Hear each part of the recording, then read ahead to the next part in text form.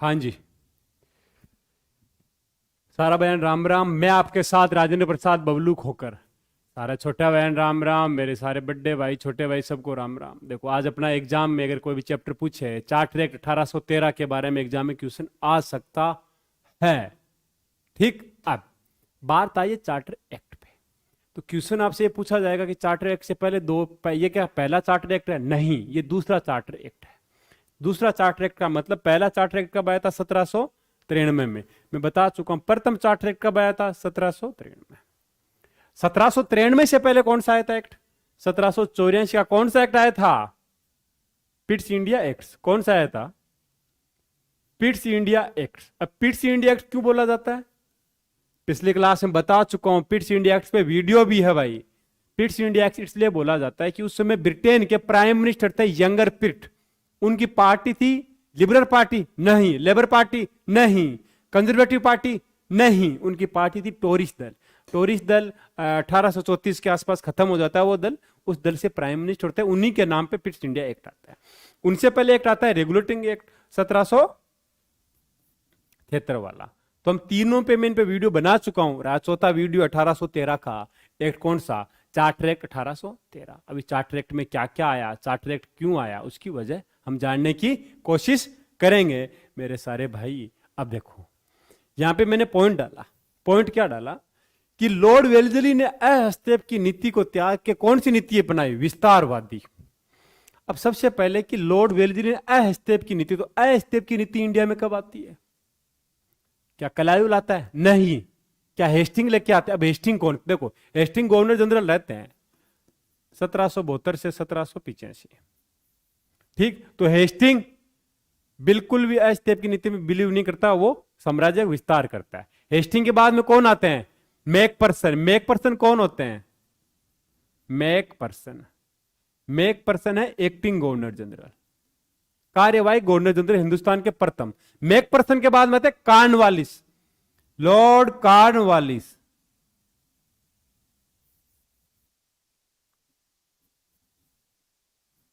कौन आते हैं? कॉर्नवालिस। ये कब से कब आते हैं?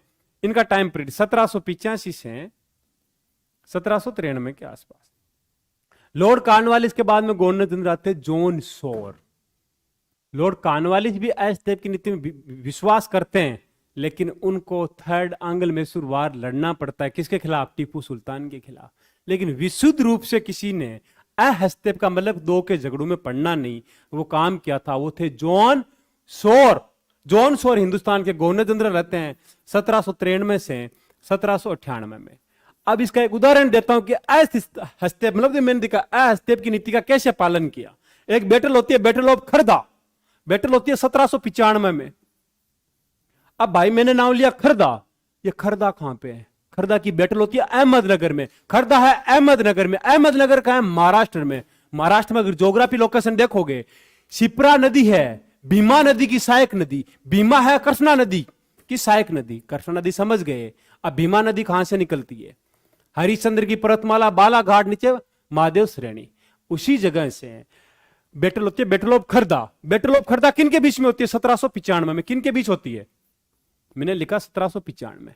अहमद। बैटल होती है निजाम अली, जो 1760 से 1803 तक निजाम रहते हैं। किसके? हैदराबाद के।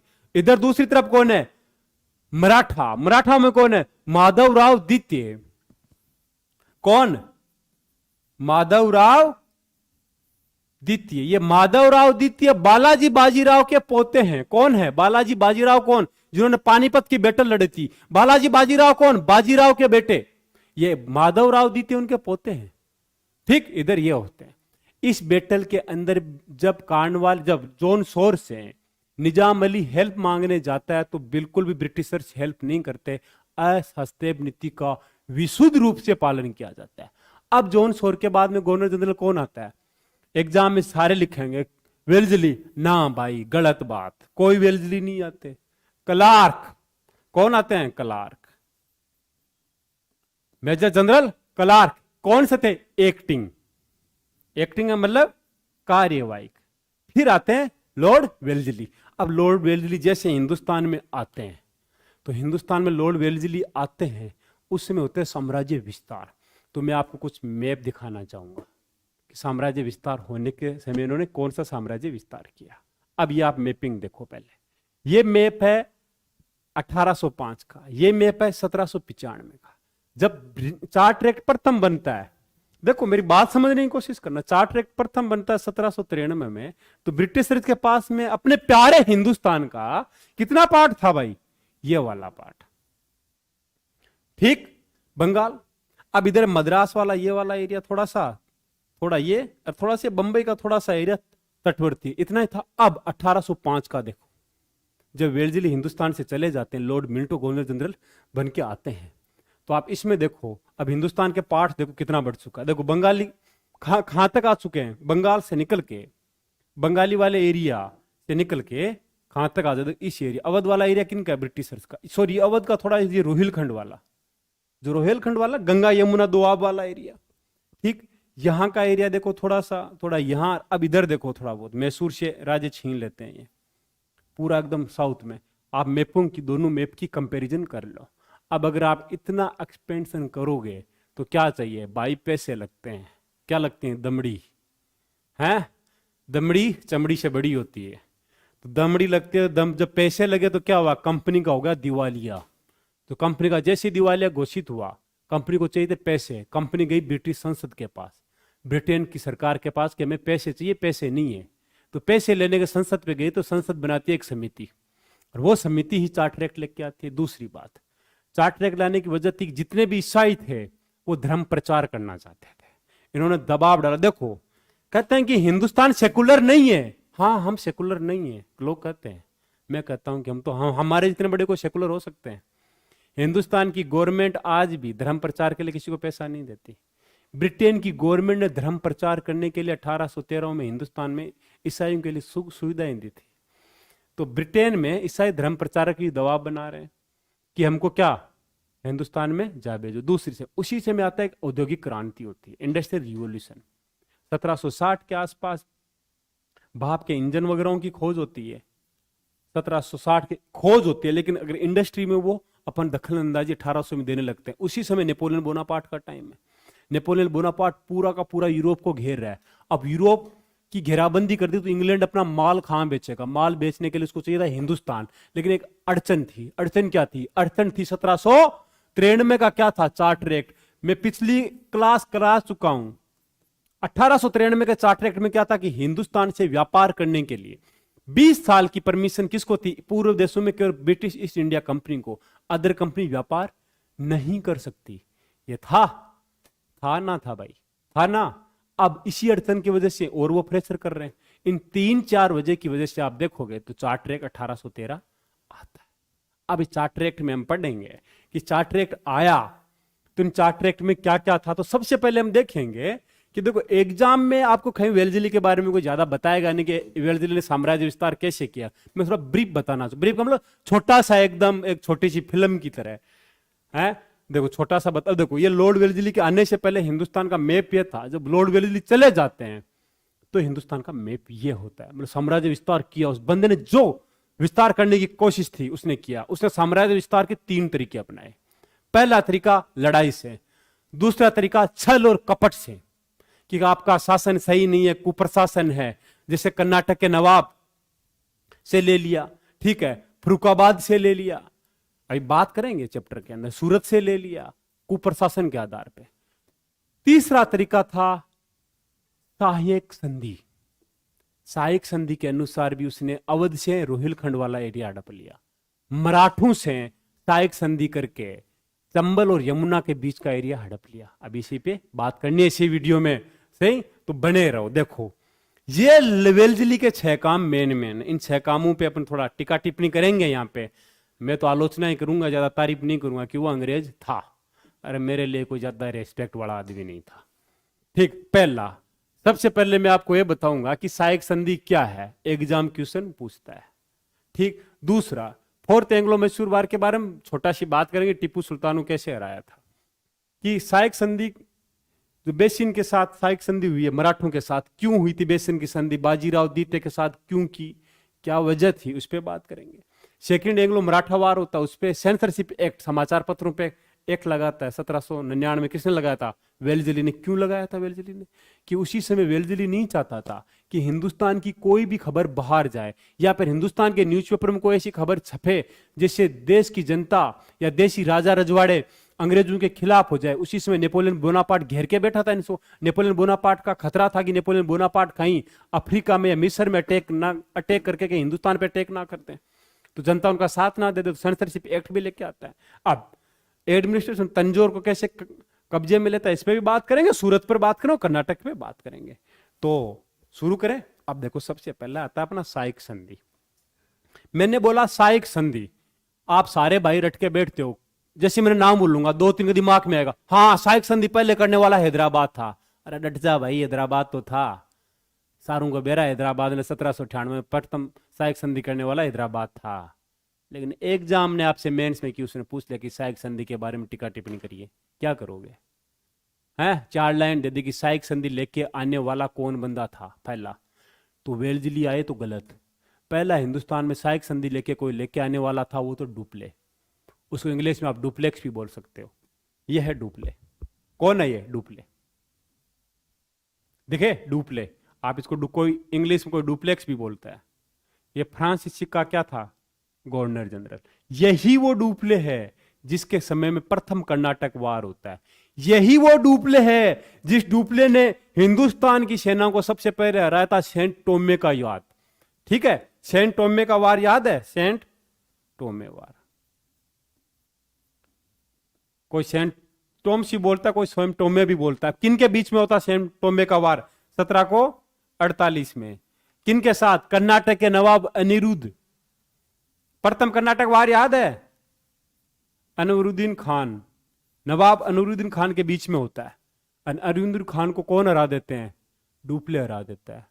हरा के फिर मद्रास को जीत लेता है डुप्ले। कर्नाटक फर्स्ट वार पे मैंने वीडियो बना रखा है, थोड़ा ब्रीफ बता रहा हूं कि कर्नाटक फर्स्ट वार में मद्रास को कैप्चर कर लेते हैं, ब्रिटिशर्स को भगा देते हैं डुप्ले। लेकिन उसी समय एक संधि होती है। संधि किसकी? एक्स। एक्स का मतलब कुलाड़ी। तो ट्रीटी ऑफ, आपसे कोई पूछे एक्स लोसिपेल की संधि, एक्स लोसिपेल, लो ये लो हिंदी भाई, एक्स लोसिपेल की संधि होती है 1748 में। इस संधि में क्या होता है कि फ्रांस को कहा जाता है, फ्रांस गवर्नमेंट से संधि होती है कि हिंदुस्तान में डुप्ले हरा देता है ब्रिटिशर्स को। इस संधि के तहत कहा कि मद्रास वापस हमें ब्रिटिशर्स को दे दो, हम मद्रास के बदले में आपको उत्तरी अमेरिका में लुईबर्ग वाली जगह दे देंगे। तो फ्रांस ने ये घाटे का सौदा नहीं समझा और प्रॉफिट का सौदा समझा। तो आपको पूछे एक्स लोसिपेल की संधि कब हुई? 1748 में। किसने कराई थी? डुप्ले ने कराई थी भाई। डुप्ले ने ब्रिटिशर्स को हराया था, मद्रास में एकदम धूल चटा दी थी, इनका नस्तु नाबूद खत्म कर दिया था ब्रिटिशर्स का। लेकिन एक्स लोसिपेल की संधि ने हिंदुस्तान में ब्रिटिशर्स के प्राणों में हवा भर दी, मतलब सांस दे दी उनको, ऑक्सीजन एकदम। जैसे कोरोना पेशेंट को ऑक्सीजन की जरूरत होती है ना, वो ऑक्सीजन दे दी इनको इस संधि ने। इसी संधि की वजह से जिंदा रहे और फिर लास्ट में फ्रांसीसियों को निकाला और हमारे साथ अत्याचार किए इन लोगों ने। तो एक्स लोसिपेल की संधि से क्या मिला? लुईबर्ग। किनको मिला? ब्रिटिशर्स को। राइटिंग गंदी है भाई, ये मत समझियो कि राइटिंग, शब्दों पे जाके कोशिश करना। तो अब साइक संधि के ऊपर बात करता हूं कि मैं साइक संधि की, देखो प्रथम कर्नाटक वार के ऊपर वीडियो बना रखा है, सेकंड पर भी है कि प्रथम क्यों हुआ, सेकंड क्यों हुआ, थर्ड क्यों, सारी बातें करेंगे। चांदा साहब वगैरह, नूरिन मोहम्मद वगैरह सब पे बातें हो रखी है। अपने टॉपिक पे आते हैं। डुप्ले ही हिंदुस्तान में सबसे पहले साइक संधि लेके आता है। कौन लेके आता है? डुप्ले। अब आपसे कोई पूछे कि डुप्ले साइक संधि लेके आके क्या करता है? साइक संधि की डेफिनेशन डुप्ले ये देता है कि हिंदुस्तान के राजाओं को सैनिक सहायता देना और उस सैनिक सहायता के बदले में पैसा लेना, ये डुप्ले की रणनीति थी। डुप्ले के साथ एक और नाम रखता है क्लाइव। डुप्ले का अगर कैरियर किसी ने बर्बाद किया था वो था क्लाइव। एक बाबू था ब्रिटिशर, क्लाइव ने इसका कैरियर बर्बाद किया, खुद का कैरियर बनाया। कैसे?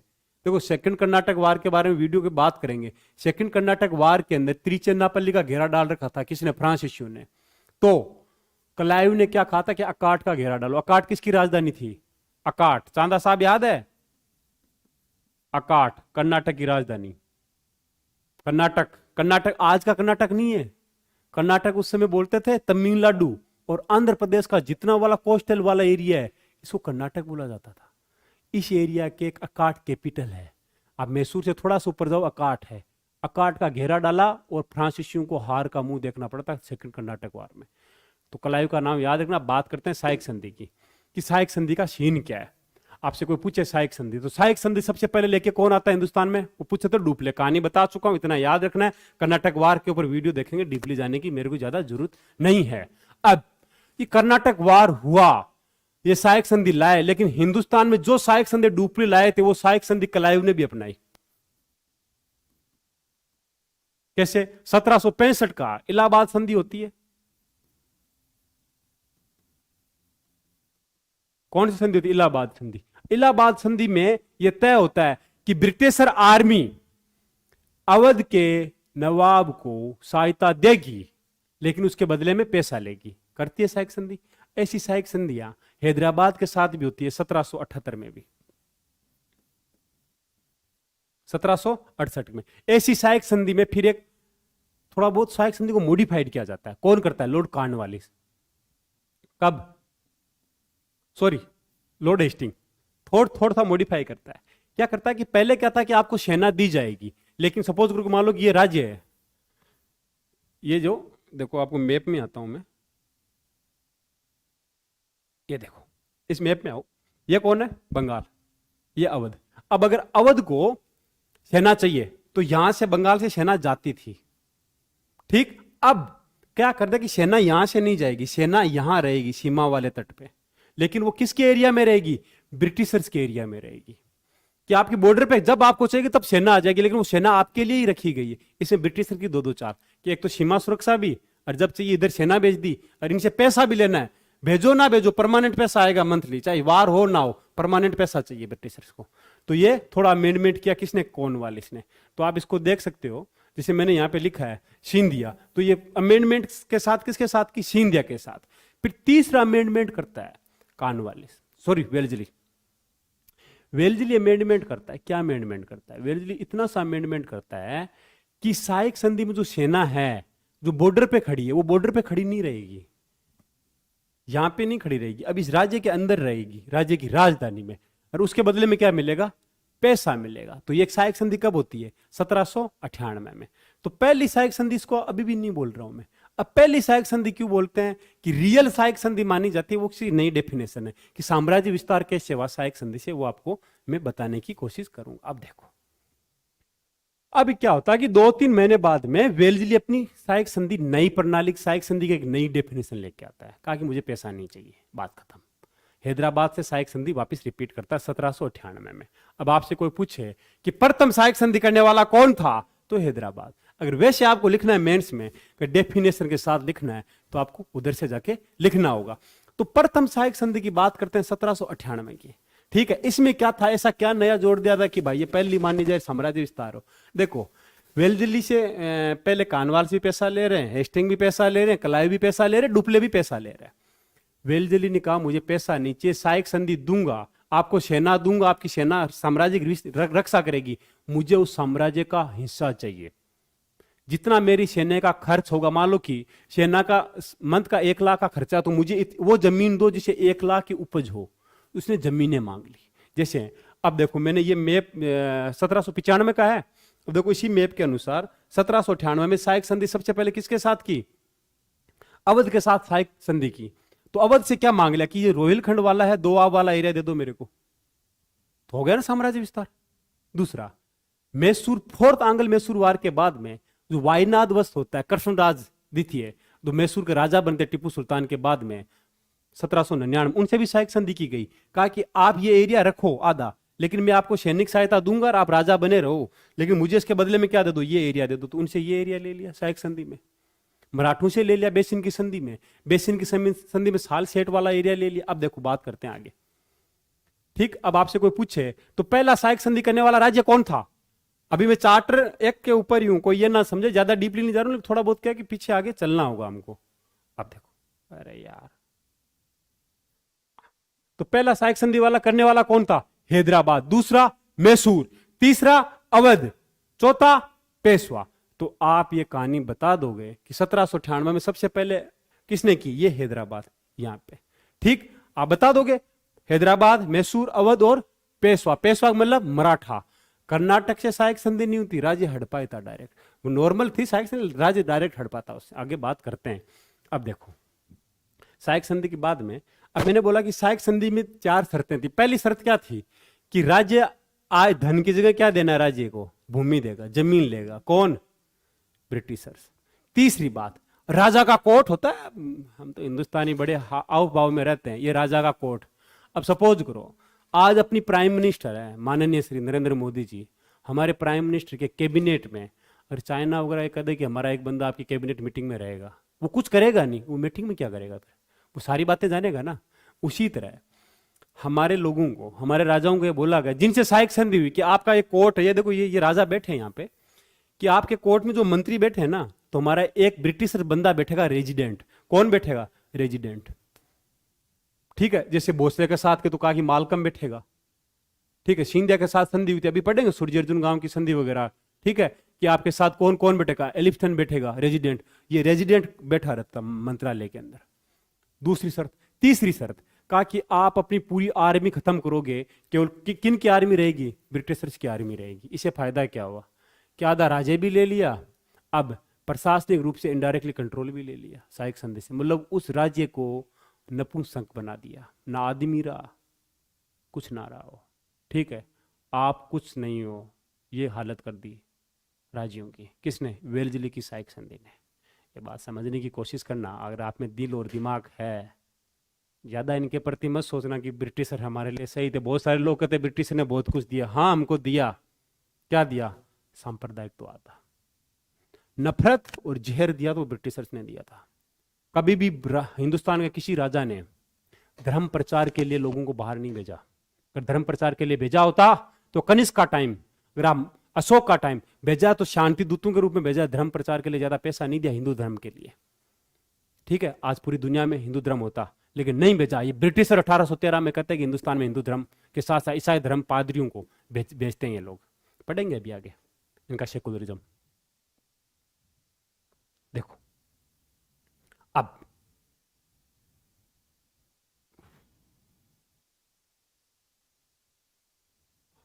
अब मैंने बोला कि लॉर्ड वेल्जली ने हिंदुस्तान में राज्यों को हड़पा। सबसे पहली हड़प नीति थी उसकी शासन के आधार पे कि शासन क्या है? कुप्रशासन है, आपका शासन सही नहीं है। तो सबसे पहले मैं बात करता हूँ कर्नाटक की। अब कर्नाटक है, मैं कर्नाटक को नाम लूंगा, अधिकतर को यह लगेगा कि कर्नाटक का मतलब है कि आज का कर्नाटक। गलत बात, दिमाग से निकाल देना, आज का कर्नाटक नहीं है। कर्नाटक का मतलब देखो, आप मैप में जाके आज भी सर्च कर लेना, जो ये वाला एरिया है, आप तमिलनाडु से नीचे से लेना, यहां से। ठीक है, यहां से लेके और ऊपर के आंध्रा के बीच तक का एरिया क्या था? कर्नाटक।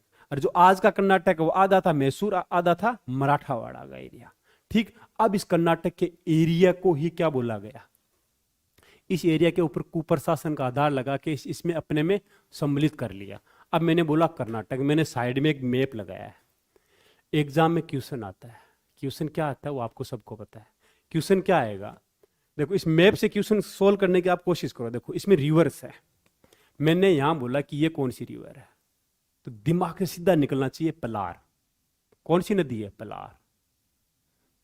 कौन सी नदी है भाई? पलार। अब जस्ट इस नदी के नीचे एक नदी और है, ये कौन सी नदी है? पोनियार।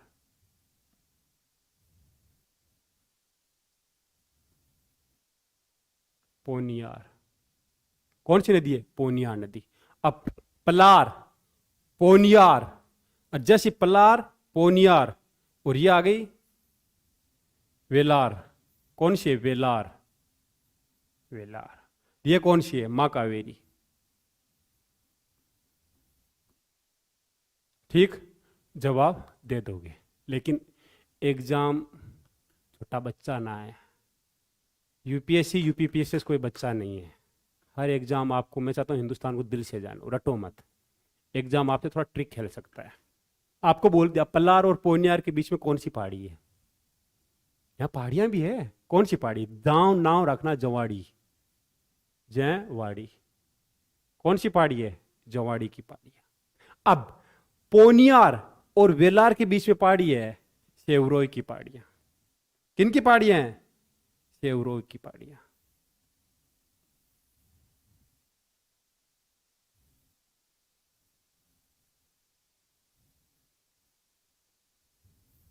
शेवरो हिल। ठीक, अब वापिस मैंने बोला कि शेवरो हिल है, लेकिन वेल्लार और कावेरी के बीच में कौन सी पहाड़ी है? पंचमलाई। मलाई का मतलब दूध की मलाई होते, वैसे याद रख लेना। पांच मलाई, पंचमलाई। तो कौन सी पहाड़ी है? पंचमलाई। यहां पे पहाड़ी है, कौन सी है? पंचमलाई।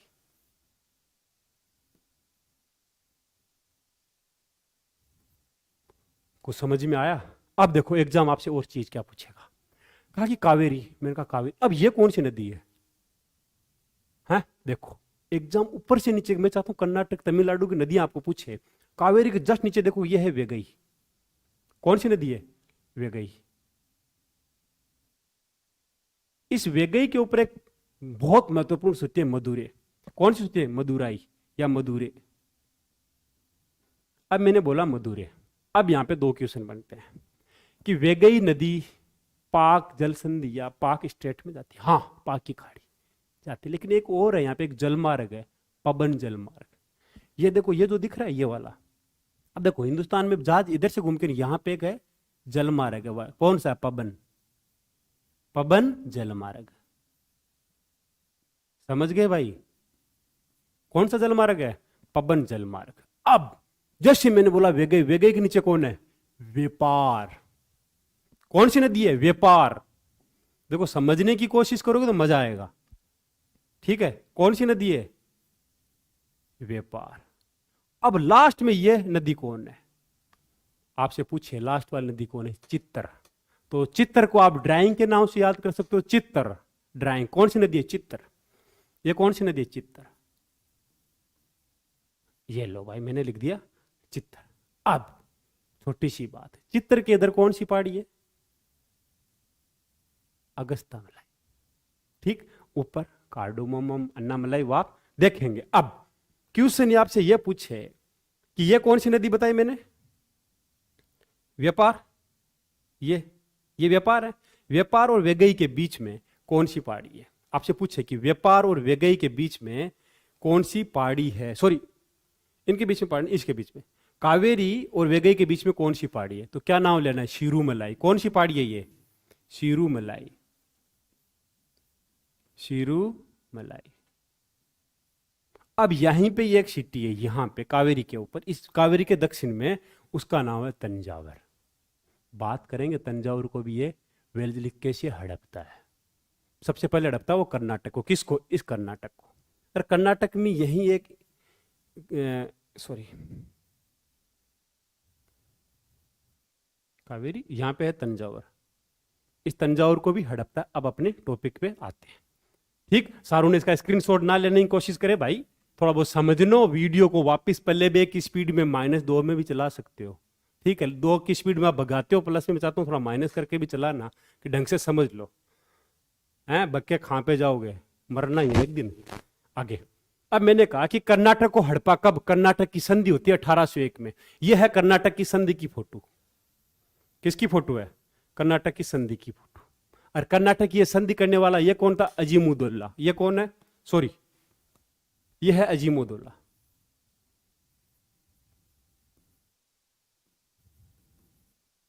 कौन है ये? अजीमुद्दौला। ये कर्नाटक की संधि करता है 1801 में।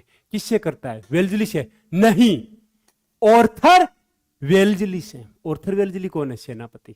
ये वही ऑर्थर वेल्जली है। यूपीएससी के 2018 में क्वेश्चन आया हुआ है कि ये बेसिन की संधि के बारे में किसने कहा था कि यह संधि 0 के बराबर है, शिपर के बराबर है? वो था ऑर्थर वेल्जली।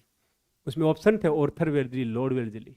तो ये ऑर्थर वेल्जली के साथ ये उस समय की पिक है। ये नवाब बैठे हैं, कौन? अजीमुद्दौला। ये कौन? अजीमुद्दौला। ये ऑर्थर वेल्जली है। कर्नाटक की 1801 में संधि होती है। इस संधि के आधार पर पूरा का पूरा कर्नाटक अंग्रेजों को दे दिया जाता है।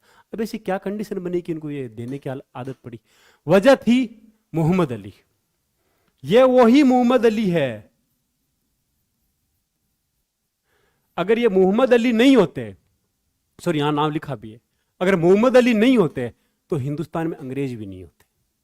अगर कर्नाटक के सेकंड वार में मोहम्मद अली अगर ब्रिटिशर्स का साथ नहीं देते तो ये ब्रिटिश राज हिंदुस्तान में इनका पौधा ही नहीं पनपता। ये छोटा सा बीज था, अंकुरित होता हुआ बीज था, उसको किसी ने सिंचा था तो ये मोहम्मद अली था। कहते हैं कि सांप को दूध पिलाओगे तो वो सांप तुम्हें ही डसेगा, और इसी अंग्रेज रूपी सांप ने दूध पी पी के मोहम्मद अली के वंशजों को डस लिया। मोहम्मद अली का कर्नाटक का साम्राज्य खा गए ये सांप, और यही सांप फिर बड़े होके हिंदुस्तान में जहर फैल गए, और हिंदुस्तान में जहर की थैली फेंक के गए। उस जहर की थैली से आज हमारा पाकिस्तान अलग है, वो हमारा पार्ट अलग कर गए जहर डाल के। जहर बॉडी में जाने से एक पार्ट सड़ जाता है, और आज पाकिस्तान सड़ा पड़ा है इस मोहम्मद अली की वजह से।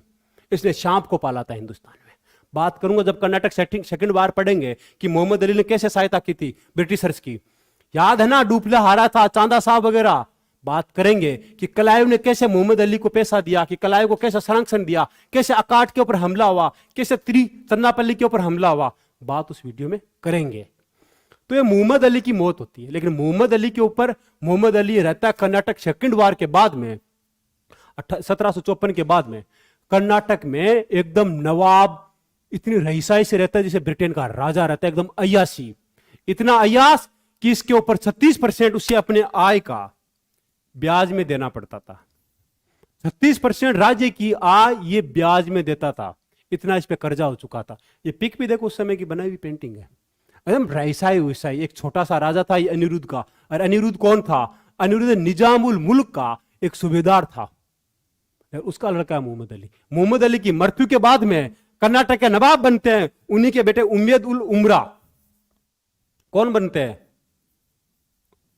उम्मद अल उमरा। उम्मद अल उमरा की मृत्यु के बाद में उनका बेटा हुसैन अली ये नवाब बनना चाहता है, लेकिन चाचा था ये अजीमुद्दौला। ये वेल्जली से संधि करके, और वेल्जली भी कहता है कि भाई पैसा नहीं चुकाया, ब्रिटिशर्स का कर्ज था इसके ऊपर, प्रशासन शासन सही नहीं था, इसलिए कर्नाटक को हड़प लिया। अच्छा किया, जिस सांप को पाला सबसे पहले इसी को काटा, फिर पूरे हिंदुस्तान में जहर की थैली छोड़ के गया वो सांप। आगे चलते हैं। अब यहां पे दूसरा राज्य था हड़पने वाला, मैंने यहीं बताया था अभी तंजावर। तो आपको कोई तंजावर की लोकेशन पूछे ध्यान रखना, तंजावर का नाम आते ही दिमाग में आना चाहिए तंजावर हमारा चोल साम्राज्य की राजधानी, राजेंद्र प्रथम राजा राज। तंजावर भगवान शिव का मंदिर, बृहदेश्वर टेम्पल, हिंदुस्तान का सबसे बड़ा टेम्पल, 66 फीट के आसपास, 66 मीटर के आसपास उसकी हाइट है। 1987 में यूनेस्को की धरोहर तंजावर मंदिर। तंजावर में बृहदेश्वर का मंदिर राजा राज चोल ने बनाया था, प्रथम ने, ठीक है, 1010 के आसपास। तो तंजावर कहाँ पे? टेम्पल सिटी, कावेरी के जस्ट नीचे यहां पे है तंजावर। तंजावर को कैसे हड़पता है उसकी बात करते हैं। अब मैंने बोला तंजावर मैटर, यही देखो ये पेंटिंग। आज कोई बंदा, बहुत सारे लोग पेन से या फिर ड्राइंग से इतनी बेहतरीन पेंटिंग है, जीवित पेंटिंग नहीं बना सकते। ये पेंटिंग है 1010 साल की। यह है राजा राज, महाराज राजा राज चोल प्रथम। आपसे कोई पूछे कौन? राजा राज प्रथम। इनका टाइम पीरियड था 984 से 1014 के आसपास, और इन्होंने ये टेंपल 1010 के आसपास कंप्लीट करवाया था, बृहदेश्वर टेंपल। कोई पूछे बृहदेश्वर टेंपल कब पूरा कराया था? इन्होंने कराया। और हाइट कितनी है? 66 फीट। सॉरी मैं 66 मीटर बोला, 66 फीट, 66 मीटर, 66 फीट क्या हाइट है। इसी मंदिर में ये राजा राज की क्या है? पेंटिंग है, उस जमाने की पेंटिंग। देखो हम लोग कहते हैं मोनालिसा की पेंटिंग देखो, अरे हमारे चित्रकार भी देख लो, अरे हमारे भी पेंटर थे, अजंता की गुफाएं देख लो, एलोरा की गुफाएं देख लो, लेकिन नहीं, हम सेकुलर हैं। ठीक। अब कोई आपसे पूछे तंजौर में हाँ ये किनका मंदिर है? भगवान भोलेनाथ शिव जी का मंदिर है, बृहदेश्वर टेंपल। ठीक। अब पूछे तो तंजौर पे बात करते हैं, तंजौर को कैसे हड़पा जाता है। तो बात है भाई तंजौर की। यह है तंजौर में राव तुल्ला जी, ठीक है, तुल्ला जी तंजौर के राजा थे, और सबसे धनाढ़ वाला प्रदेश तंजौर। जैसे इनकी मृत्यु होती है तो उनके दत्तक पुत्र, मतलब उनके पुत्र नहीं था, उनके यह था दत्तक पुत्र सरफोजी। कौन है? सरफोजी। और ये उनके भाई, इनके भाई कौन है? अमर सिंह। इन दोनों के बीच में गद्दी के लिए संघर्ष होता है, और सरफोजी लास्ट के अंदर वेलजली से क्या करते हैं? संधि कर लेते हैं, और तंजावर भी क्या करते हैं? तो वेलजली भी तंजावर किस आधार पर लेता है? कि तुला जी के कोई संतान नहीं थी, और शासन प्रशासन से लिए हड़प लेता है तंजावर को। दूसरा राज्य जो वेलजली ने हड़पा। मतलब हड़प नीति। अब फिर आता है सूरत को हड़पा। सूरत का क्या था, सूरत में थे नवाब। अब मैंने बोला कि सूरत, सबसे पहली बात भाई, सूरत का नाम याद आती है आपको, माँ तापी नदी का नाम याद आना चाहिए आपको। नर्मदा पे है, तापी पे है सूरत। कहाँ पे है सूरत? देखो ये अपना प्यारा गुजरात, हिंदुस्तान की दाएं भुजना, अपनी भुजाएं हिंदुस्तान की। तो यहाँ पे ये कौन सी नदी है? तापी। ये तापी नदी है, तापी नदी। कौन सी नदी? तापी। यहाँ पे है सूरत। और तापी नदी पे कौन सा जलाशय? उकाई जलाशय। देखो थोड़ा जल्दी बताना चाहूंगा, तापी नदी पे कौन सा है? उकाई जलाशय। जैसे तापी के ऊपर जाएंगे तो कौन सी नदी है? नर्मदा, मां नर्मदा। अब देखो मां नर्मदा थोड़ा सा यहाँ पे हाइट में होती है, वजह क्या है? हाइट में क्यों हुई? ऊपर जाके वापस नीचे क्यों है? यहां एक पहाड़ी है, राजपीपला की पहाड़ी। कौन? देखो मैं लिखता हूं, कौन सी पहाड़ी थी? राज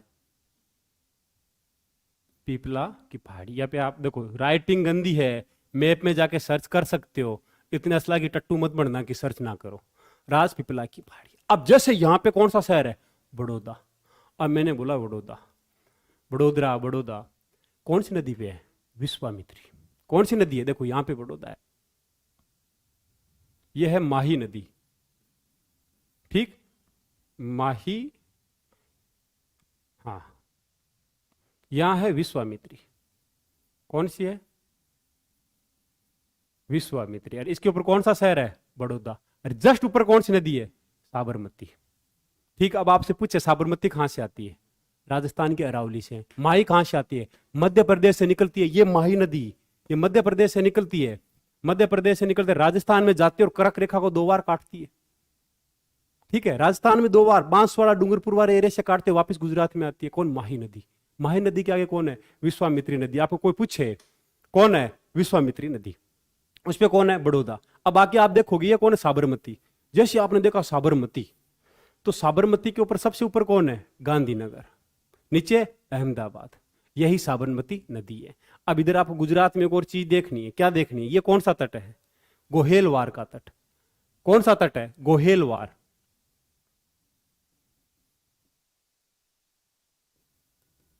कौन सा तट है? गोहेलवार का तट। गोहेलवार का तट में आप ये कौन सी खाड़ी देखोगे? खंबात की खाड़ी। खंबात की खाड़ी सब जानते हैं, लेकिन यहाँ पे एक तट है, इसको बोलते हैं मल तट। ठीक, जैसे ही मैंने बोला कि भाई ये गोहेलवार का तट है, ठीक है, तो यहाँ पे कौन सी पहाड़ी है? तो सीधा लिखना है, देखो गोहेलवार, यहाँ पे पोरबंदर का तट, यहाँ पे मांडव की पहाड़ियां, यहां काठीवाड़ा। कौन सा? काठियावाड़ा। ठीक, और यहां पे कच्छ, और यहां पे कौन सा पर्वत? धौला पर्वत। ठीक, और यहां पे मांडव की पहाड़ियां, यहाँ पे गिर की पहाड़ियां। ठीक है, गिर और मांडव, यह काठियावाड़ा। ठीक है, ये लोकेशन आप याद रखना। थोड़ा मैप में ऊपर नीचे भी हो सकता हूँ, क्या दिमाग सही नहीं है? ध्यान से थोड़ा मैप देख भी रखें, गलत भी कर सकता हूँ। हिस्ट्री का मास्टर हूँ, ज्योग्राफी का ना हूँ। ठीक है, अब आगे चलते हैं। ये हाँ, मैंने बोला कि सूरत कैसे हड़पा, तो सूरत की लोकेशन आप जान चुके हो कि सूरत कहाँ पे है। तो मेरे भाई सूरत यहाँ पे है, तापी नदी पे। इस सूरत वाले जो राज्य, जो यहाँ पे नवाब राज करता था, इस सूरत राज्य को बोला जाता था सचिन स्टेट।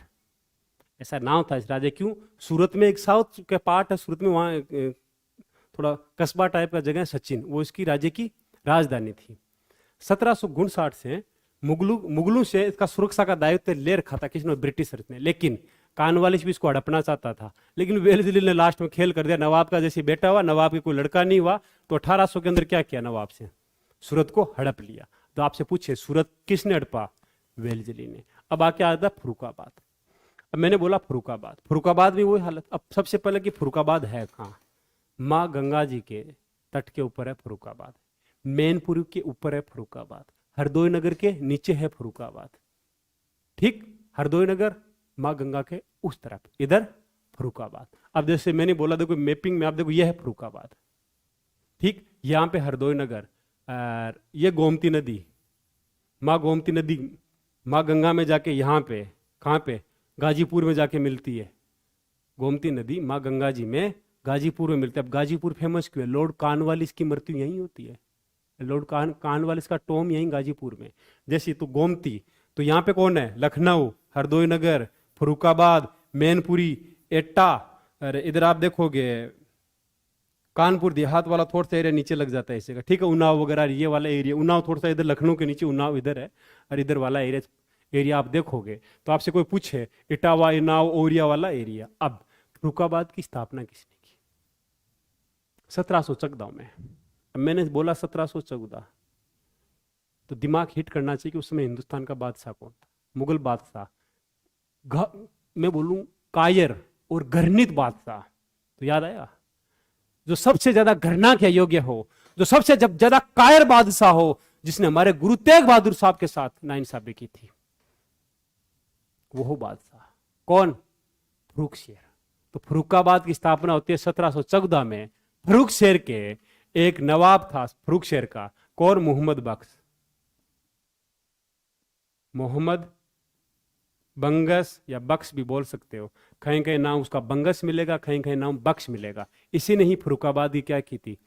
स्थापना की थी मेरे भाई, ठीक। और फर्रुखाबाद किसी के लिए फेमस है कुछ ज्यादा वहां पे? हाँ, एग्रीकल्चर भी है, माँ गंगा जी की वजह से आशीर्वाद है फर्रुखाबाद पे। दूसरा, वहां जरी का काम सबसे ज्यादा होता है। जरी समझ रहे हो, जो लेडीज का जो कपड़ा होता है उसका साइड साइड पे, इधर जो चुन्नी वगैरह होती है उसके साइड पे जो कपड़ा होता है जो चमकीला दिखता है, जरी, या फिर यहाँ पे कुछ डिजाइन होती है, उसको बोलते हैं जरी। साड़ी के ऊपर तो जरी का काम फर्रुखाबाद में ज्यादा होता है, फर्रुखाबाद को हड़प लेता है। अब आप अगर फर्रुखाबाद पूछे तो भूलना मत, और वेलजली का नाम याद रखना फर्रुखाबाद के लिए।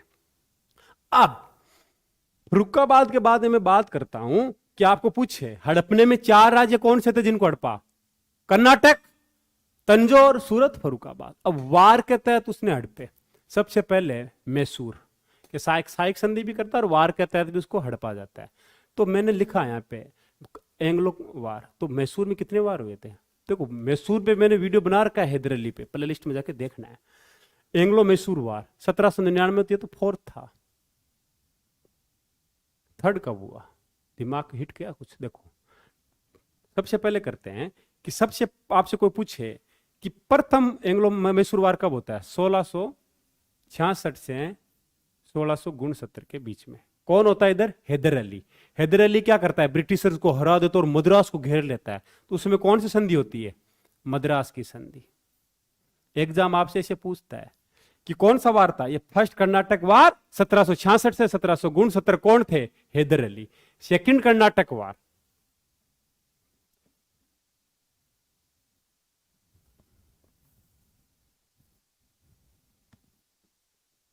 1780 से 1784। इसी सेकंड कर्नाटक वार में 1782 में दिसंबर के मंथ में हैदर अली का देहांत हो जाता है। हैदर अली का देहांत हो जाता है। उधर से आयरकूट भी होता है, वो भी 1783 के अंदर खत्म होता है। मतलब दोनों सेनाएं खत्म, बड़े बड़े मैन थे वो खत्म। तो वार की कमान किसके हाथ में आते हैं? टीपू सुल्तान के हाथ में। कौन सी संधि होती है? मैंगलोर की संधि। किसके साथ? टीपू के और अंग्रेजों के बीच में। कोई पूछे कौन सी संधि होती है सेकंड में? मैंगलोर की संधि। अब 3rd वार कब होता है कर्नाटक के साथ? आंग्ल मैसूर टीपू के साथ। कानवालिस कहता है कि मैं अस्टेप की संधि का पालन करूंगा, लेकिन कहता है कि टीपू के साथ लड़ना क्रूर आवश्यकता है मेरी, कि मैं क्या ही कर सकता हूं, क्रूर आवश्यकता है। जैसे गांधी जी कहते हैं कि डेमोक्रेसी गांधी जी को पसंद नहीं थी, लेकिन गांधी जी कहते हैं कि डेमोक्रेसी जरूरत है, बुराई है लेकिन जरूरत है। महात्मा गांधी जी लास्ट में स्टेटलेस की बात करते हैं कि जहां पे कोई राज्य ना हो, अराजक, मतलब राज्य की कोई स्थापना ना हो। गांधी जी का भी यही सपना था कि राज्य रहे नहीं, राज्य का अस्तित्व ना रहे, राज्य का अस्तित्व मतलब पुलिस वगैरह प्रशासन वगैरह ना रहे। किस आधार पे? वो कहते थे कि हम इंसानों का नैतिक डेवलपमेंट इतना कर देंगे कि जहां राज्य की जरूरत नहीं है। उसी तरह माओ कहता है, तो महात्मा गांधी कहता है कि दिल बदल के करेंगे, जबकि माओ कहते हैं कि दिल से ना जी, बंदूक से करेंगे। तो ऐसा यूपीएससी में क्वेश्चन आया हुआ है कि गांधी और माओ में डिफरेंस क्या है। डिफरेंट पे बात करेंगे जब कभी वीडियो बनाएंगे, ठीक। अब देखो फिर होता है बैटल 3rd। तो आपको 3rd बैटल कोई पूछे तो 1790 से 1792 के बीच में होता है। इसके अंदर देखो कानवालिस निजाम मराठों को लेके आता है, और फिर जीतने के समय कानवालिस कहता है कि हे प्रभु, अब मैं इस राज्य का क्या करूं, इस राज्य को मैं दोस्तों में बांटूं, क्या करूं। याद आया वो डायलॉग? वीडियो बना रखा है मैंने इसके ऊपर। कौन सी संधि होती है? श्रीरंगपट्टनम की संधि। श्री रंगपट्टनम की संधि। और इस संधि से आपको क्या क्या याद आएगा? टीपू सुल्तान के 2 बच्चे भी ले जाता है कानवाली से, याद है? अरे फिर 4th वार किसके साथ होता है? वेल्जली के साथ 1799 में। अब आपसे कोई पूछे कि आंग्ल मैसूर वार के बारे में पूछे तो बता दोगे ना? कोई कंफ्यूजन? मुझे नहीं लगता होगा तुम लोगों को। अब देखो आगे बात करते हैं। बात आती है, जैसे मैंने यहां पिक लगाई है, ये ड्राइंग है, ये ड्राइंग है बेसिन की संधि की। अब ये बेसिन कहां पे? तो बंबई वाला जो एरिया है, समुद्र तट वाला एरिया, उसको बोलते हैं बेसिन। बेसिन की होती है संधि। यह है बाजीराव। अब मैंने बोला बाजीराव, तो बाजीराव देखो बेसिन की संधि होती है 1802 के आसपास। तो बाजीराव का नाम आते आपका आना चाहिए बाजीराव द्वितीय। ये कौन है? बाजीराव द्वितीय। द्वितीय मतलब सेकंड। तो फर्स्ट बाजीराव कौन थे? हिट करना चाहिए है। जब तक ना समझोगे, दिमाग के हार्मोन्स बिगाड़ दो सारे, इधर से उधर, इधर जब वो एक्सरसाइज नहीं करता स्पोर्ट्स में, आपने देखो क्रिकेटर फुटबॉलर ऐसे हाथ सुते रहते हैं, तो दिमाग वो को भी ना इधर उधर घुमाया करो ऐसे कि हाँ ये आया तो वापस बैक, आगे पीछे back, 1 number gear, 2 number gear, reverse gear, सब में दिमाग को दौड़ाया करो, तभी हिंदुस्तान को समझ पाओगे। ठीक है। अब देखो मैंने बोला बाजीराव द्वितीय, तो बाजीराव प्रथम कब था? बाजीराव देखो सबसे पहले आपको नाम आना चाहिए, बाजीराव प्रथम का नाम याद आता है तो आपको किन का नाम आना चाहिए? बालाजी विश्वनाथ। तो 1713, देखो मैं डेट लिख देता हूं, 1713 से 1720 के बीच में कौन रहते हैं? बालाजी विश्वनाथ। कौन रहते हैं भाई? बालाजी विश्वनाथ। ये बालाजी विश्वनाथ वही है जिन्होंने मां ताराबाई को हराया था। ये बालाजी विश्वनाथ वही है जिन्होंने फर्रुख शेर की कैद से छूट के साहू जी महाराज आते हैं, जिनको मराठों का सम्राट और सितारा बना देते हैं। ठीक है। और बालाजी विश्वनाथ ये वही है जिन्होंने फर्रुख शेर को, उस घृणित कायर सम्राट को मारा था। ये बालाजी विश्वनाथ वही है जिनके साथ सैयद बंधु ने संधि की थी 1719 में। बालाजी विश्वनाथ के बेटे थे हमारे बाजीराव, 1720 से 1740 के बीच में। कौन थे? बाजीराव प्रथम। और बाजीराव प्रथम का नाम याद है, नाम आना चाहिए मुंशी गांव की संधि 1728 है। और 1737 में भोपाल में वार होता है, सरदुराई की संधि। तो पाल खेड़ा का वार 1726, उस निजाम को धूल चटा दी थी बाजीराव। और बाजीराव के बाद में कौन आते हैं? बालाजी बाजीराव। वो कब से कब आते हैं? पानीपत के बैटल में 1740 से 1761। बालाजी बाजीराव के बाद में कौन आते हैं? बालाजी बाजीराव के बेटे नारायण राव। कौन आते हैं? नारायण राव। नारायण राव की मृत्यु के बाद, अकाल मृत्यु के बाद, इनके भाई आते हैं माधव नारायण, माधव राव। माधव राव की हत्या कर देते हैं कौन? बालाजी बाजीराव के बेटे, मतलब बाजीराव के पोते रघुनाथ राव, जो सूरत की संधि कर लेते हैं 1720 से। याद आया? अब माधव नारायण राय के बाद में कौन आते हैं? माधव नारायण राय के बेटे रघुनाथ, नहीं, नारायण राव, माधव नारायण राय द्वितीय। कौन? माधव नारायण राय द्वितीय। और ये माधव नारायण राय द्वितीय के ही बेटे हैं बाजीराव द्वितीय। और उसी समय माधव नारायण राय द्वितीय के समय एक सभा बनती है, 12 भाई सभा, मतलब 12 आदमियों की संरक्षण सभा। और उस सभा के हेड कौन होते हैं? नाना फडणवीस। नाना फडणवीस के नेतृत्व में ही ताउम्र माधव नारायण राय द्वितीय पूरा कामकाज करते हैं। माधव नारायण राय द्वितीय ने अपने पूर्वजों की तरह उन निजामों को, उनको उनकी असली औकात दिखाई थी खरदा के वार में हरा के 1795 में। माधव नारायण राय द्वितीय की मृत्यु के बाद में 5 साल बाद में नाना फडणवीस की भी मृत्यु हो जाती है। और बाजीराव द्वितीय जो यहां बैठे हैं, अब ये क्या होते हैं कि मराठा सरदारों के हाथ की क्या बन जाते हैं? कठपुतली। तो मराठा दरबार होता है पुणे में, तो मराठा दरबार में अपनी हर सूबेदार अपनी पेट रखना चाहते हैं। उसी समय मराठों में मेन सूबेदार कौन कौन से? इधर थे भोसले, नागपुर के भोसले, इधर ग्वालियर जो चंबल वाला एरिया, इधर सिंधिया, इधर गायकवाड़, इंदौर के थे होलकर। कौन? होलकर, याद रखना नाम, होलकर। अब होलकर के भाई थे बिठूर जी। बिठूर जी होलकर, यह क्या होते हैं? पुन्नाद में थोड़ी सी कहानी बता रहा हूं, इसके ऊपर पूरा वीडियो लाऊंगा। बिठूर जी होलकर बाजीराव के दरबार में रहते हैं। तो सिंधिया अपना गुट बना के बाजीराव के साथ मिलके, होलकर जो थे जसवंत राय होलकर, ये कौन है? जसवंत राय होलकर कौन थे? इंदौर के शासक, मराठा सरदार। इनके भाई बिठूर जी होलकर की हत्या कर देते हैं। कौन? बाजीराव द्वितीय और सिंधिया मिलके।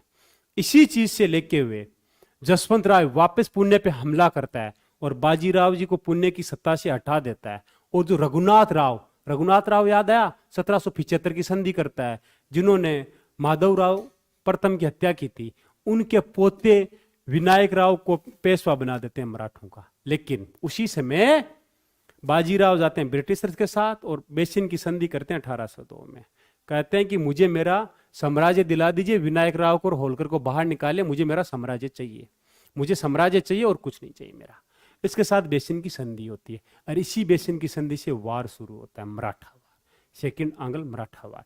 अब आपसे कोई पूछे सेकंड आंग्ल मराठा वार शुरू हुआ तो शुरू के अंदर वार होता है कि सारे मराठों ने एक बार तो संधि कर ली, ब्रिटिशर्स ने कहा बहुत बड़ी हमने उपलब्धि हासिल कर ली। लेकिन उसी समय ऑर्थर वेलजी ने कहा था, ऑर्थर वेलजी सेनापति थे, कहा कि यह संधि 0 के बराबर है। क्या कहा कि यह संधि 0 के बराबर है, मतलब सिफर के बराबर है। इस संधि से कोई निर्णायक नियम, मराठे स्वाभिमानी कौम है, ये लड़ेंगे। जैसे बेसिन की संधि के बाद में बाजीराव द्वितीय को सिंहासन मिलता है, लेकिन वो बेसिन की संधि कंप्लीट नहीं करना चाहते। उसी के समय वार शुरू होता है।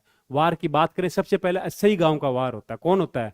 असई गांव के वार में सिंधिया, देखो भोसले और सिंधिया की असई गांव का वार, असई वार, असई गांव लिख लो का युद्ध, असई का युद्ध लिख लो आप।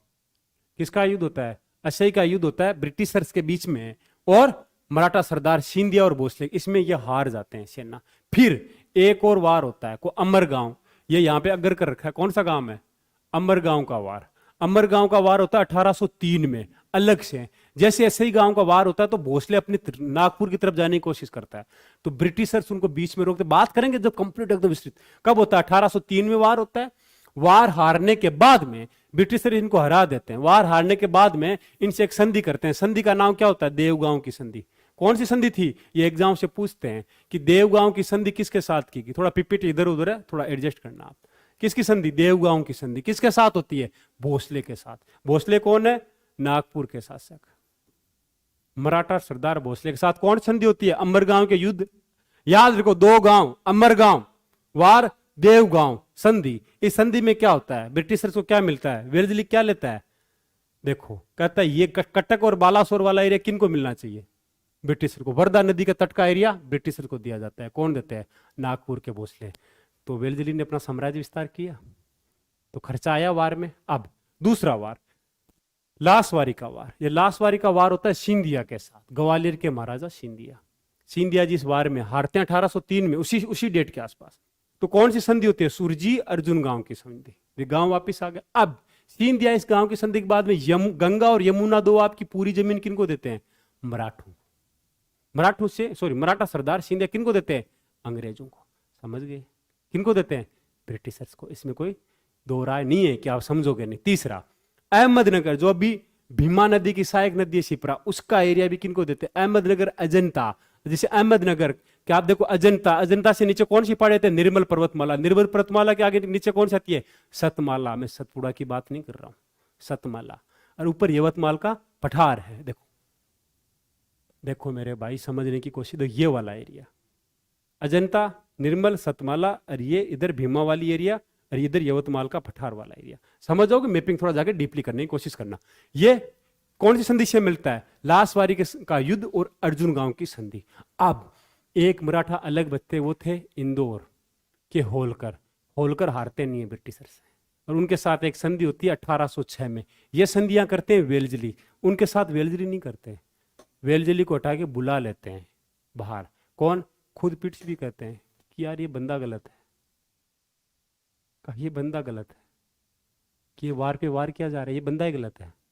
आलोचना होती है, अच्छी खासी आलोचना होती है। उसके बाद में हिंदुस्तान के गवर्नर जनरल बन के आते हैं लॉर्ड कॉर्नवालिस। लेकिन अक्टूबर में वो तीन से लगभग जुलाई अगस्त के आसपास आते हैं।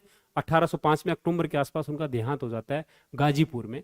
गाजीपुर बता चुका हूं, माँ गोमती और गंगा जी का मिलन स्थान गाजीपुर। बलिया के नीचे वाला एरिया यूपी में गाजीपुर, अपना गाजीपुर। तो गाजीपुर में कॉर्नवालिस की मृत्यु के बाद में गवर्नर जनरल आते हैं जॉर्ज बार्लो। तो जॉर्ज बार्लो क्या है? Acting governor general.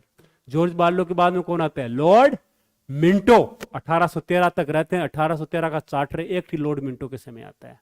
किसका समय आता है? लॉर्ड मिंटो के समय। तो वेल्जली के बाद में गवर्नर जनरल कॉर्नवालिस आते हैं, लेकिन राजपुरा घाट दिख रहा हो आपको, ये राजपुरा घाट की संधि देखो, किस घाट की संधि है? राजपुरा घाट की संधि किसके साथ की जाती है?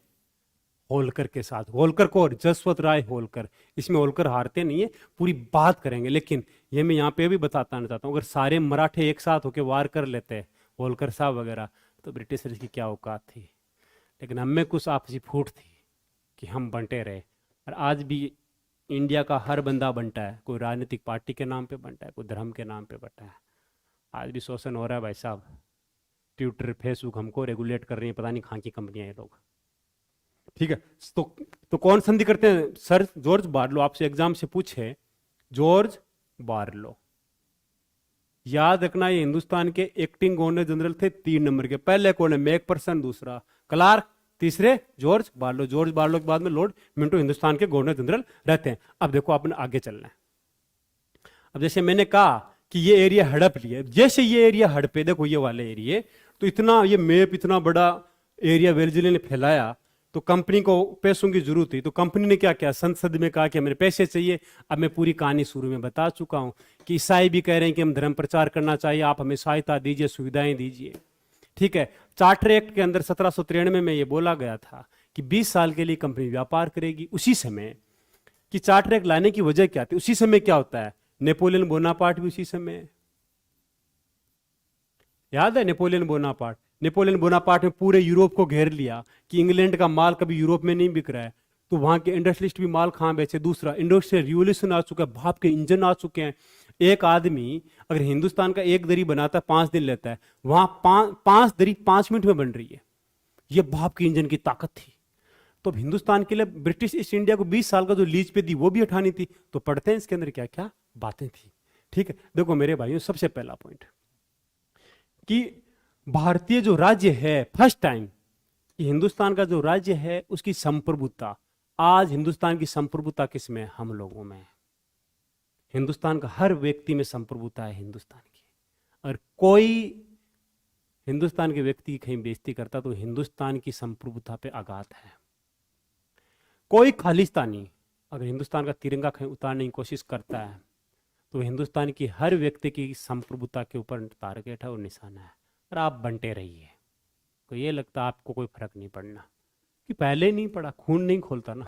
देखो, भारतीय अंग्रेज राज्य की सीमा के संप्रभुता कौन हो गया? अब सम्राट। अब एग्जाम थोड़ा पूछ सकता है आपसे, मस्करी कर सकता है कि उस समय सम्राट कौन थे।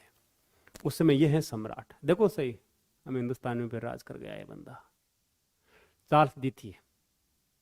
ठीक है, तो आपको पूछे, सॉरी जॉर्ज चार्ल्स नहीं, जॉर्ज थर्ड। कौन थे सम्राट? जॉर्ज तृतीय। तो आपसे कोई पूछे सम्राट कौन थे? जॉर्ज तृतीय।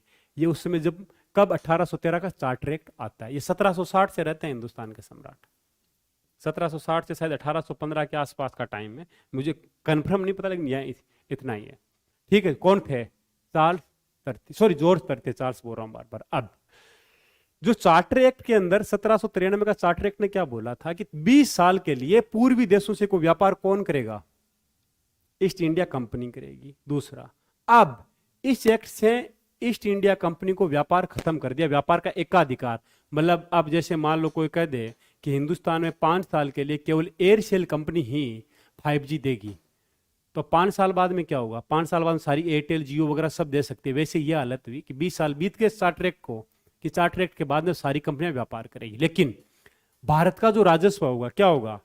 जो राजस्व होगा हिंदुस्तान का, जो जितना भी राजस्व है कंपनी का, भारतीय प्रदेशों का राजस्व, वो किसके कंट्रोल में रहेगा? कंपनी के ही अधीन रहेगा, ब्रिटिश गवर्नमेंट के अधीन नहीं रहेगा। राजस्व मतलब पैसे वाला बही खाता वगैरह किसके अधीन रहेगा? कंपनी के अधीन रहेगा। ये 2 पॉइंट चार्टर एक्ट का। चार्टर एक्ट का मैंने बोला कि व्यापार करने के एकाधिकार को खत्म कर दिया, बता चुका हूं मैं। ये भी बता चुका हूं, ये देखो, ये अपने हिंदुस्तान की पुरानी पिक है। एक अगर कंबल वगैरह, लोई वगैरह हम ओढ़ते हैं, चादर वगैरह, उसको बनाने में कितने आदमी लगे? 1 2 3 4 5। कोई ढेरिया का आता है, सूत का आते हैं ना, ऐसे ढेरिया होता है जिसमें 4 ताड़ी डाल के ऐसे हम घुमाते हैं गोल गोल, ढेरिया। ठीक, कोई सूत को सीधा कर रहा है, 5 आदमी लग रहे हैं, 5 दिन में एक चादर बन रही है। लेकिन भाप का इंजन आया ब्रिटेन में, ये ब्रिटेन में भाप का इंजन, 1 मिनट में 5 चादर बन रही। तो हम पीछे रह गए, हम आज भी पीछे हैं। आज भी हम कहते हैं बाप का, आज अपने पास ट्विटर है, ट्विटर जैसा ऐसा कोई प्लेटफॉर्म है जिसे हिंदुस्तान रेगुलेट करता हो? हमारे पास, हमारा यूट्यूब भी हमारा नहीं है जिसपे मैं पढ़ा रहा हूँ, चैनल पे नहीं। जो बोर्ड में पढ़ा रहा हूँ ये बोर्ड हिंदुस्तान में मैन्युफैक्चर नहीं हुआ है। कमजोरी हम में है, सुधारना होगा। अब तो कंपनी का चीन के साथ व्यापार रहा, क्या रहा? देखो, एकाधिकार तो खत्म कर दिया हिंदुस्तान में। क्यों किया मैं बता चुका हूं। इंडस्ट्रियल रिवोल्यूशन आ चुका, माल इतना इंग्लैंड में आ चुका था कि वहां खपत नहीं हो रही थी। अब हिंदुस्तान, हर कंपनी के पास माल था, बेरोजगारी का दौर चलने वाला था, इकोनॉमी एकदम रिसेशन में जाने वाली। ब्रिटेन ने दरवाजे हिंदुस्तान के लिए खोल दिए कि यूरोप में तो माल बेच नहीं सकते। क्यों? उनका दादा वहां वो नेपोलियन बोनापार्ट खड़ा था। वही नेपोलियन बोनापार्ट, जिस नेपोलियन बोनापार्ट ने कहा कि यह डेमोक्रेसी, शासन और प्रशासन इन अभिजात वर्ग के बाप दादाओं की नहीं है। हम किसान कौम का हर आदमी दिखा सकता, गरीब घर के बेटा हुआ, पैदा हुआ, कि मैं भी डेमोक्रेसी और देश को चला सकता हूं, शासन सत्ता। लोकतंत्र का अगर किसी को शिशु कहा जाता है, अगर आज मैं बोल रहा हूं डेमोक्रेसी की देन है, तो नेपोलियन बोनापार्ट ने डेमोक्रेसी के बीज फेंके थे सबसे पहले। हाँ, तानाशाह बना था, जरूरत थी तानाशाह की, तानाशाह होना चाहिए। मैं नहीं चाहता तानाशाह गलत है, तानाशाह की जरूरत होती है नीड। डेमोक्रेसी जिसको जनता पसंद करता है वो तानाशाह होता है। कहने दो लोगों को तानाशाह गलत होते हैं। देखो, कंपनी चीन के साथ व्यापार करेगी, चाय का व्यापार। देखो, केवल कहा कि हिंदुस्तान में चाय का व्यापार का अधिकार किसको है? कंपनी को। किसको है? कंपनी को। कंपनी के अलावा कोई चाय नहीं बेचेगा। लेकिन चाइना के साथ एकाधिकार कंपनी का रहा। अब व्यापार और राजस्व, देखो हिंदुस्तान में कंपनी पर अपना व्यापार भी कर रही है, लेकिन हिंदुस्तान का राजस्व भी इन्हीं के पास है 20 साल के लिए। लेकिन कहा कि दोनों की बही खाते क्या होना चाहिए? अलग अलग। 1813 का चार्टर एक्ट। समझ गए मेरी बात? अब वापस बार बार रिपीट करूं ना करना चाहूं तो आपके लिए आगे की स्लाइड में चलते हैं। सबसे मेन चीज, ये पिक हिंदुस्तान की है। देखो, सरकारी पैसे पे धर्म प्रचार हो रहा है, ब्रिटिशर्स कर रहे हैं, जो आज हमें ज्ञान दे रहे हैं। अरे उस प्लेटो वाले लोग, अरिस्टोटल वाले लोग, अरिस्टोटल हैं वो लोग, मैकावले वाले लोग, संत अगस्टाइन वाले लोग, अरे थॉमस हिलग्रिल वाले लोग। लोग कहते हैं कि वेस्टर्न थिंकर अच्छे थे। काहे के अच्छे थे वो? आपने हमारे थिंकर नहीं पढ़े, ना पढ़ाया गया। 1813 में खुली छूट दी गई कि जाओ और हिंदुस्तानियों को ईसाई बनाओ। अरे उस समय की पिक है। गरीब जनता को, आज भी गरीब जनता को बहला फुसला के, बीमारी के नाम पे, पैसे के नाम पे, नौकरी के नाम पे धर्मांतरण हो रहा है। तो ईसाई को धर्मांतरण की सुविधा कब दी गई? 1813 के एक्ट से आके। उसी समय 1813 के एक्ट में एक चीज लेके आए, कहा कि हिंदुस्तान की जनता के लिए विज्ञान, साइंस और रिसर्च के लिए 1 लाख रुपए खर्च होंगे। 1 लाख रुपए सालाना आपको खर्च करना होगा। लेकिन 1813 में ये एक्ट आता है। इस एक्ट में बोला जाता है कि 1 लाख रुपए खर्च करना है। लेकिन 1823 तक कोई खर्चा नहीं किया जाता। 1823 में एक समिति बनती है। 1823 समिति का नाम था सार्वजनिक शिक्षा समिति। सार्वजनिक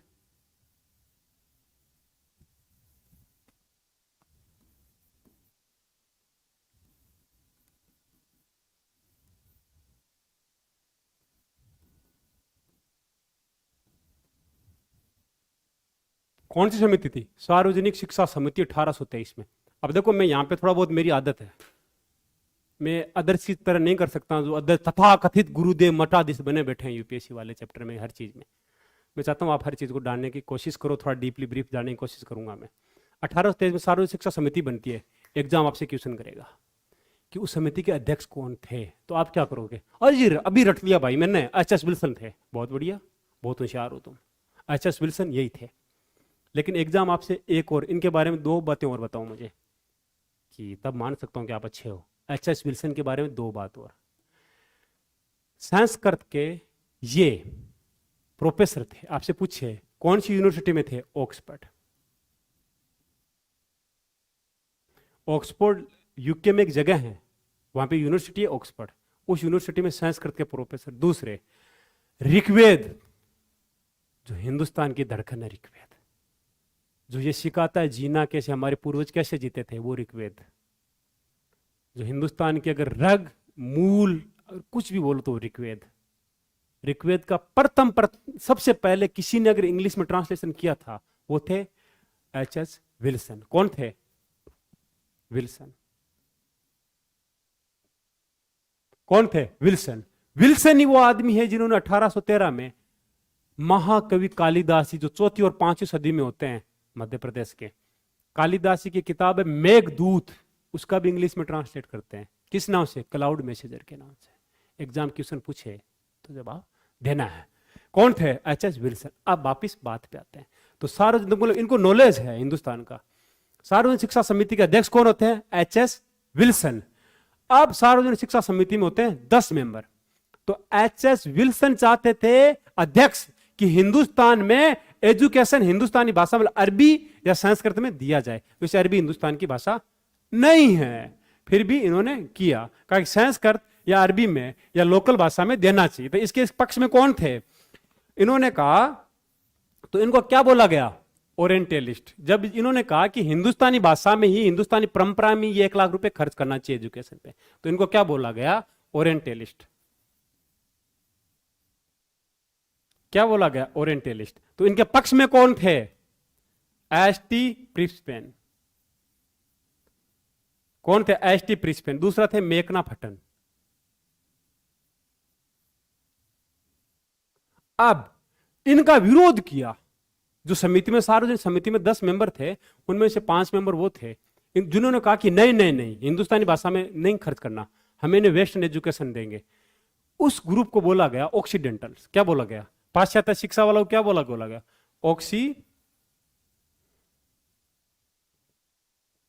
ऑक्सीडेंटलिस्ट। अब इनके ऊपर कौन थे? इनका नेतृत्व कौन करते? Thomas Munro. कौन थे? Thomas Munro. इन्होंने क्या किया था? नेतृत्व किया था। दूसरा, टॉमस मुनरो के साथ साथ दूसरे बंदे थे एलिफ्टन। ठीक, कौन थे? एलिफ्टन। अब ये कहते थे कि नहीं, पूरा पैसा वेस्टर्न एजुकेशन पे होना चाहिए, जबकि ओरिएंटलिस्ट एच.एस. विल्सन भी कहते थे, टी.एस. पर्सन मैकफर्डन, कि हिंदुस्तानी कल्चर पे संस्कृत भाषा में एजुकेशन देना चाहिए। लास्ट में सार्वजनिक समिति कोई निर्णय पे नहीं पहुंचती, फिर लॉर्ड मैकॉले की समिति बनती है, उसी में ये रहते हैं। लॉर्ड मैकॉले अपना प्रस्ताव पास करते हैं, कहते हैं वेस्टर्न एजुकेशन में शिक्षा देना चाहिए। वो लॉर्ड मैकॉले कहता है कि हिंदुस्तान का एजुकेशन इतना कम है कि एक अलमारी में घुस जाए। अरे हमारी पांडुलिपियों को जाके पढ़ लो, अथर्ववेद पढ़ लो, हमारा ज्ञान की बात करते हैं वो लोग। गलती हमारी थी। ठीक है, अब ये क्या करते हैं? ये इस्तीफा नहीं देते हैं। फिर इस समिति से एस.टी. प्रिंसपेन और मैकफर्डन इस्तीफा देते थे। ये एग्जाम में क्वेश्चन पूछा हुआ है। अब चलो मैं आगे चलना चाहता हूं। किस एक्ट में कहा गया कि भारतीयों पे 1 लाख रुपए खर्च करना है? 1813 के एक्ट में। अब मुझे यहां पे एक बात और याद आई है, एलिफ्टन के नाम से। देखो, मैंने बोला सूर्य अर्जुन गांव की संधि, ठीक है। अब एलिफ्टन वहां पे भी नाम आया, यहां पर भी नाम आया। तो बेसिन की संधि हुई, राजपुरा घाट की भी संधि हुई। बेसिन की संधि तो उनके साथ हुई, पेशवा के साथ, ठीक है, बाजीराव। लेकिन अंबरगांव की संधि के, अंबरगांव के वार के बाद में देवगांव की संधि किनके साथ हुई? भोसले के साथ। तो भोसले को क्या बोला कि आप ये तो एरिया दो हमें, इसके साथ साथ एक रेजिडेंट रखना, उसका क्या नाम था? एलिफ्टन। उसी तरह अर्जुन गांव के साथ सिंधिया दरबार में कौन था रेजिडेंट? मालकम। याद रखना, भूल गया था बताना। आगे चलते हैं। तो आपको कोई पूछे चार्टर एक्ट में क्या क्या था तो आप बता सकते हो। अब चार्टर एक्ट में, फिर चार्टर एक्ट में यह हुआ, एक मिनट भाई, हाँ, कि हिंदुस्तान में ऐसे बाबुओं की फौज चाहिए, ऐसे बाबुओं की फौज चाहिए जो ब्रिटिश कमांड को मान सके, जो ब्रिटिश कमांड्स को मान सके। और आज भी बहुत सारे मेरे दोस्त कहते हैं कि मित्र यूपीएससी में एग्रेशन नहीं चाहिए, यूपीएससी में वो चाहिए जो वेस्टर्न एजुकेशन सिखा के गया है। मर जाएं हम, ना रहे हिंदुस्तानी हैं, कहते हैं कि टाई बेल्ट लगा के रहना चाहिए एकदम एकदम। हाँ जी, यूपीएससी कर रहे हैं हम, घंटा कर रहे हो तुम। तो कौन सी कॉलेज खोली? प्रशासनिक सुविधाओं के लिए, कि उनको खाना कैसे खाना, आप खाना ऐसे नहीं खा सकते, चम्मच से खाना होगा। सिविलाइज्ड कल्चर, कि आप अगर ऐसा खाना खा रहे हो सिविलाइज्ड नहीं हो, ऐसे पानी पी रहे हो सिविलाइज्ड नहीं हो। तो नागरिक को सैनिक प्रशिक्षण देने के लिए 2 कॉलेजें खुली ब्रिटेन में। कौन सी थी? क्वेश्चन पूछे। हेलीबरी और एडिस कॉम्बे, ये उस कॉलेज की फोटो है। जैसे आज हमारे आईएएस अधिकारियों की कहीं ट्रेनिंग होती है, लाबासना, मसूरी, हैदराबाद में आईएएस अफसर की होते सरदार वल्लभ भाई पटेल इंस्टीट्यूट, जो भी हो। अब बात करेंगे हम आगे कि किस एक्ट से ये दोनों बनी, किससे नहीं बनी। और पहले बात यही करना चाहूँ, कभी भी सिविलाइज के चक्कर में अपनी भाषा मत भूल जाना, अपना कल्चर मत भूल जाना। हम खुद सिविलाइज्ड हैं। सिविलाइज्ड का मतलब ये नहीं होता कि आप अगर गवार गवार बोल के मजाक उड़ाते रहे, हाँ वो हमारी तो भाषा है, तुम तो हो कौन, तुम्हारी तो भाषा ही नहीं है। जिनकी भाषा नहीं, जो अंग्रेजों की उस झेर की थैली को लेके घूम रहे हैं, वो हमें सिखाते हैं कि हमारा कल्चर नहीं है। कहते हैं कि आप गमछा नहीं पहन सकते, हमें कहते हैं। अब आपसे पूछे कि 1813 के एक्ट की आलोचना कीजिए, तो एक्ट की आलोचना आप 2 पॉइंट में कर सकते हैं। देखो, सबसे पहले आप ये कर सकते हैं कि कंपनी के साथ साथ हिंदुस्तान में कंपनी का तो एकाधिकार खत्म कर दिया। वो कंपनी इकलौती जो हमको लूट रही थी, अब सारी कंपनियों को रास्ते खोल के पूरे हिंदुस्तान को, पहले एक भेड़िया खा रहा था, एक सांप था जो जहर फैला रहा था, एक सांप था जो, सांप होते हैं जो अंडे खा जाते हैं, अब इतने सांप आ गए जो हिंदुस्तान के सारे अंडे खा गए। सब कुछ हमारा बुद्धिजीवी वर्ग, बौद्धिक जीवक वर्ग पूरा सबको खत्म कर दिया। सब लोग खेती करो, मजदूरी करो या फिर चापलूसी करो। उनकी एक वर्ग बना दिया ब्रिटिशरों ने, अपना चापलूसी वर्ग। कंपनियों ने, ये कंपनी निकाल देगी, यस सर, नो सर। तो क्या था, भारत में कंपनी शासन से ब्रिटिश और संसद राजा के अधिकार से मान्यता मिली। या आप इसमें आलोचना में बढ़िया क्रिटिसिज्म कर, बहुत अच्छा था। लेकिन पैसे भी खर्च किए भारतीयों के लिए, यह भी अच्छी बात है कि आपने पैसे खर्च किए, लेकिन मेन चीज याद रखना, ये एकाधिकार खत्म करके कुछ अच्छा काम नहीं किया था 1813 के एक्ट में। दूसरा, यह भी अच्छा काम नहीं किया था कि आपने धर्मनिरपेक्षता का जो ढोल पीटते रहते हैं वैसे कर करके अपने इंस्टीट्यूट्स वगैरह बना ली और कहते हैं कि भारत धर्मनिरपेक्ष नहीं है। 1813 में पैसे दिए थे उन्होंने हिंदुस्तान में ईसाई मशीनरियों को कन्वर्जन के लिए। तो इसी के साथ वीडियो खत्म होता है। आप जुड़े रहिए हमारे एग्जामदर्शी चैनल के साथ। और किसी भी भाई को बुरा लगा हो तो माफी उसके लिए जो हिंदुस्तान को दिल से प्यार करता है, और जो गद्दार है उनके लिए कुछ नहीं। जय हिंद, जय भारत।